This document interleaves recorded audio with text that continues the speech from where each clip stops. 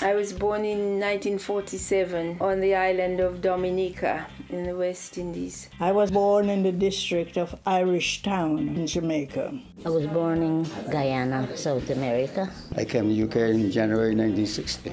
Came here 1967. I was 4 when I came here, 61. 13th of February 1956, I came here.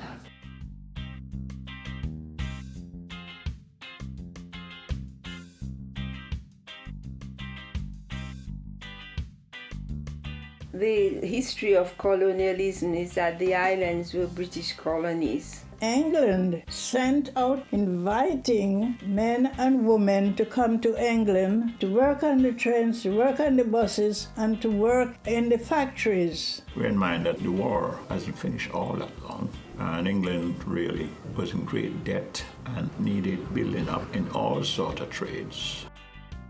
I came on the SS Arica, and it took me 18 days on sea. It was a 6-bunk bed. I was sick because on the sea for so long. I landed in Plymouth, and from there, Paddington. Mom, bless her, got enough, which was 70 pounds at the time, then 6 to 1. Got on the boats and came to England via many countries. The journey was a long journey. It took me about 19 days to get from Barbados to Southampton. I found a page from the Universe, which is a Catholic newspaper, and one side of it was full of adverts for nurse training. I was going to go back after 5 years, but I met my husband. I wasn't one of them that come over here and got a job or work. I was a child. Our parents come up before us and then sent for all 7 of us one time. My mom really sent me over here to finish my education. A lot of men came and left their wives behind and children, then sent for the wife and then sent for the children.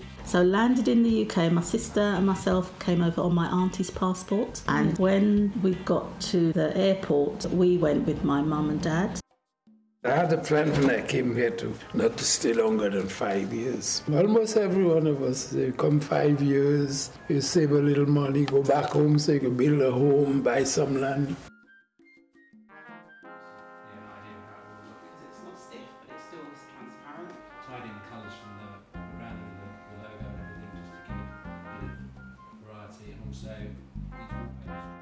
I came in on the Tuesday, and the following week I started to work in Hayes Laundry. There were various different factories, and there was signs, vacancies wanted. I was a design engineer for 13 years. I started there as a wireman, and I had 15 promotions, and I became like the deputy head of department.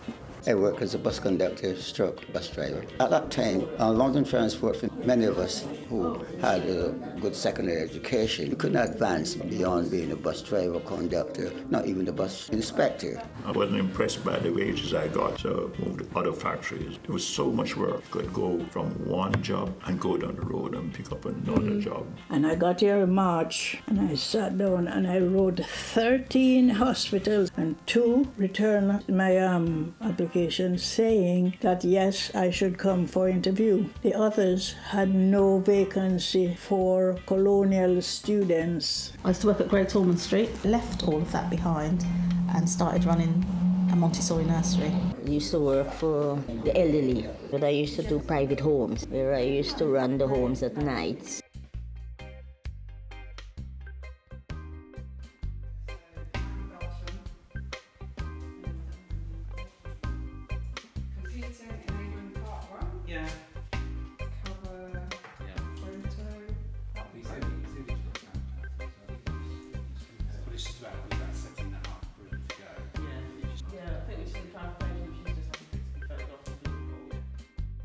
Originally stayed in Hornsey with some friends from home, and we had a shared room with a paraffin heater, and it was very, very cold in those days. And the kitchen tenant houses, 4 tenants to 1 cooker, 4 in 1 ring. And the house was so cold. We were scared of the paraffin heaters. When I came here, it was like a prison. It was hard. The way we used to live, I mean, it's like we all have to share one bath and no heating. If I could have walked home, I would have. I mean, initially actually. What was making me most homesick was being cold all the time. The pollution was very bad in those days. It was so black. You blow your nose, it was black. There were many houses that had baths, so we all mostly went and had baths and public baths. So we work and we cope and, manage. We did a lot of excursions, seaside excursions. Every summer we go to different parts of the UK. They were enjoyable days, And I thought the people here would know black people, but they didn't know black people really.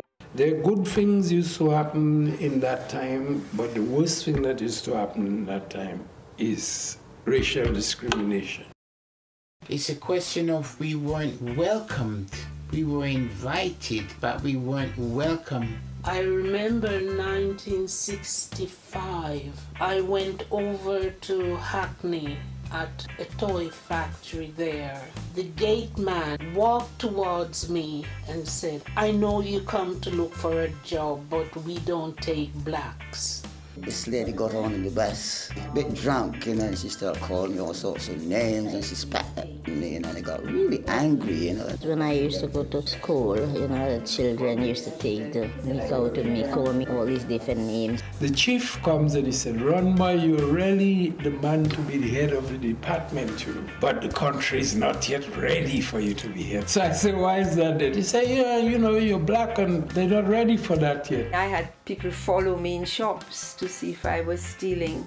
People who wouldn't sit on the bus because the only seat that was vacant was next to you. I was 8 months pregnant, coming from Leabridge Road, and a guy came up. He spat on me, and 50 years on, it hurts. And every time I look on my child, I remember the hurt. You see it clearly on windows. They didn't used to hide it. No Irish is top of the list. Dogs, second in the list, or blacks. So you were made to feel very, very unwelcome in this motherland. So it's not a motherland at all. But I still hold good feelings for UK.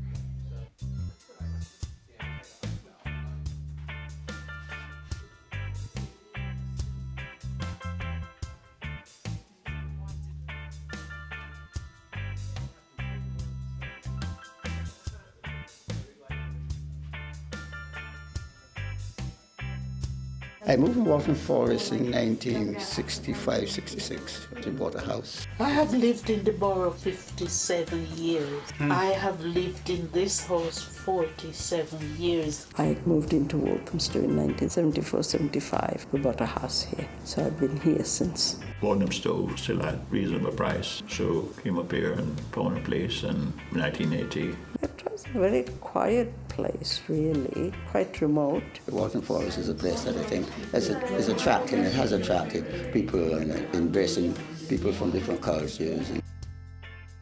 Through my church, I was the advocate for socially deprived children, of course for concerned children for several years. And that's a nice feeling, giving your time to a worthy cause. We had an Afro-Caribbean association. I was on the committee there, but during that time I was a school governor for about 5 years. Well, I was a driver and carer in Mencap.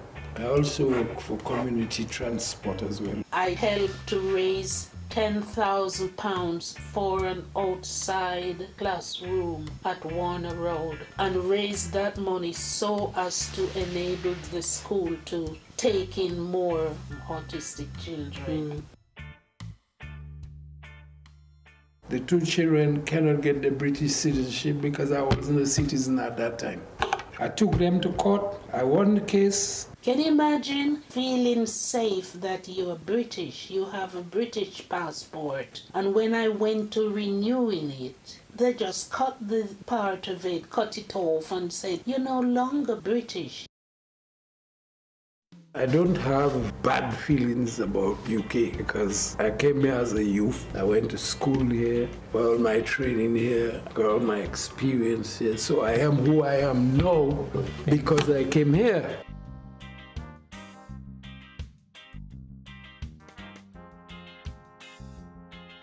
I want to say thank you to all the people that took part in this. I can't believe so many people are here. I mean, honestly, so many of the people here were photographed. You did your stuff. Just thank you so much, and thank you for allowing us to have your archive material, and thank you for allowing us to come into your homes. Thank you so much. Thank you.